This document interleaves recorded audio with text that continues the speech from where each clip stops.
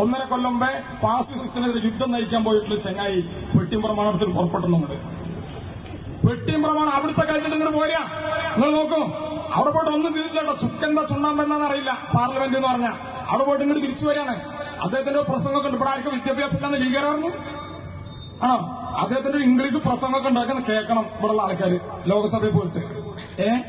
അന്ന് ഇവിടെ തോൽപ്പിച്ചു വിട്ടൊരു മനുഷ്യണ്ട്. ആര്? VP സാനു. 3,29,000 വോട്ട് കിട്ടി സാനുവിന് അരിവാൾ സിറ്റി നക്ഷത്രത്തിൽ മലപ്പുറം മണ്ഡലത്തിൽ നിന്ന്. നമ്മളിതുപോലെ യോഗത്തിൽ മുളെ കൊണ്ട് പറ്റുന്ന പോലെ ചങ്കൊക്കെ പൊട്ടിച്ച് മുള എവിടെയൊക്കെ പൊട്ടിച്ച് ചിലരോടൊക്കെ പറഞ്ഞതാ കാര്യങ്ങൾ. ആൾക്കാർ കൊണ്ടുപോയി. എന്നാലും 3,29,000 വോട്ട് കിട്ടി VP സാനുവിന്. തോറ്റു VP സാനു. സാനുവല്ല തോറ്റത്, ഈ നാടാണ് തോറ്റത്.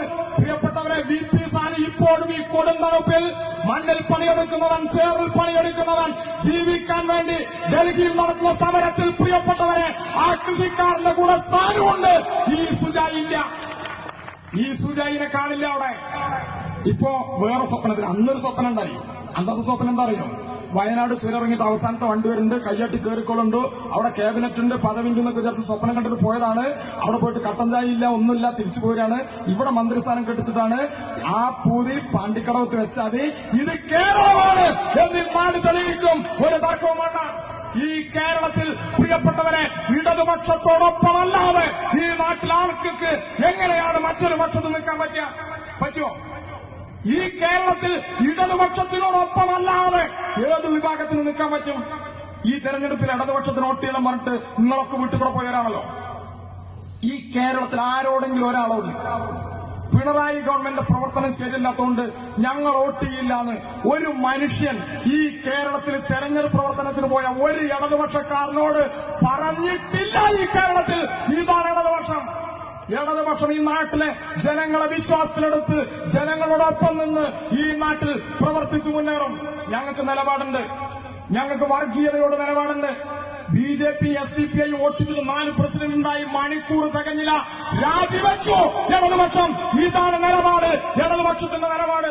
നിങ്ങളുടെ പോലെയല്ല, മനസ്സിലായോ?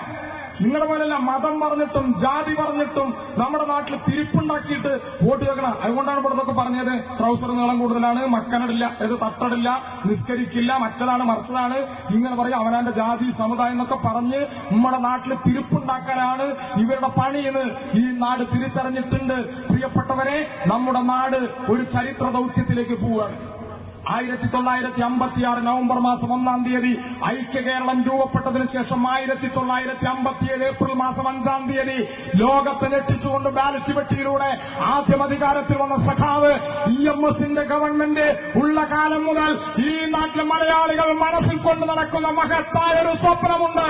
തുടർച്ചയായ ഇടതുപക്ഷ ഭരണം.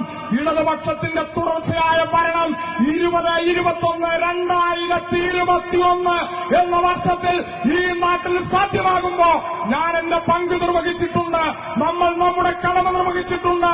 ഞാൻ ഈ ചരിത്ര ദൌത്യത്തിൽ, ഈ കേരളത്തിന്റെ അഭിമാനകരമായ ചരിത്രത്തിൽ പങ്കാളിയായിട്ടുണ്ട് എന്ന് വരുംകാല തലമുറയോട് ഇങ്ങനെ ഇടനെഞ്ചിൽ കൈവച്ച് നമുക്ക് പറയണമെങ്കിൽ പ്രിയപ്പെട്ടവരെ, ഇനി അങ്ങോട്ടുള്ള ദിവസം നമുക്ക് ഒരുമിച്ച് മുന്നേറണം.